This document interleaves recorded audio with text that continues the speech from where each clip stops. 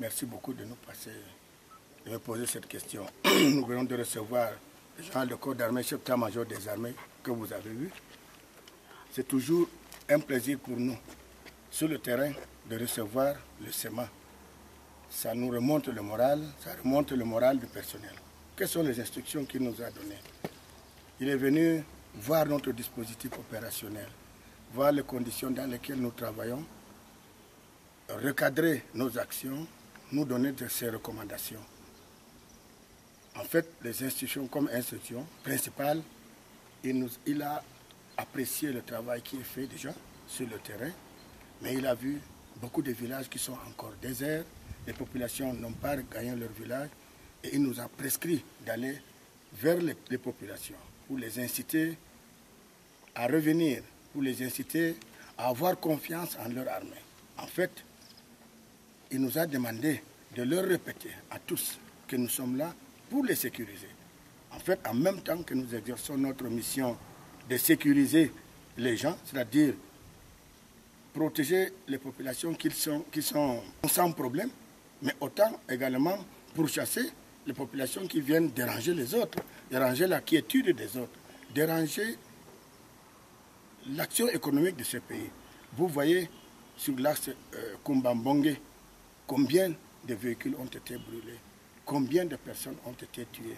Ça, ce n'est pas bon. Alors ces populations, celles-là qui font comme ça, eh bien le SEMA nous a donné des instructions fermes pour qu'ils ne continuent plus à faire ça, pour que les populations sereines soient rassurées.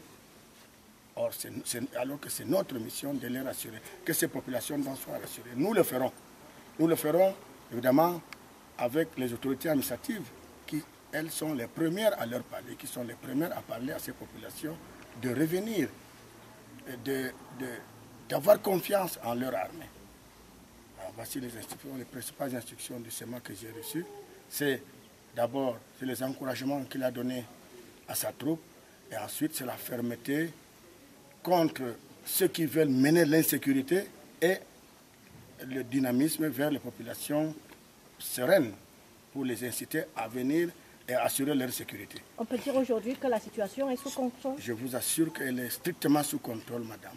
Vous pouvez être sûre et certaine dans la Mémé, dans le Ndian, dans la Magno, à Menji et dans le coupé Manengomba. La situation est sereine, madame. Il y a un mois, on ne pouvait plus quitter Kumba pour aller en Bongueou et Kondo Titi. Aujourd'hui, tout le monde circule comme on veut. Avant-hier, j'étais à Kondo Titi, il n'y a eu aucun problème. J'ai vu plein de KE70, de petits véhicules, chargés de marchandises, il n'y a aucun problème. Certes, de temps en temps, il y a des résidus de bandits. Ceux-là, je les appelle maintenant des bandits. Des coupeurs, ce n'est même pas des terroristes, des bandits. Oh, les bandits, nous savons les traiter. Nous avons une vaillante gendarmerie, et puis nous-mêmes, nous sommes là. Les bandits, nous connaissons les traiter, madame.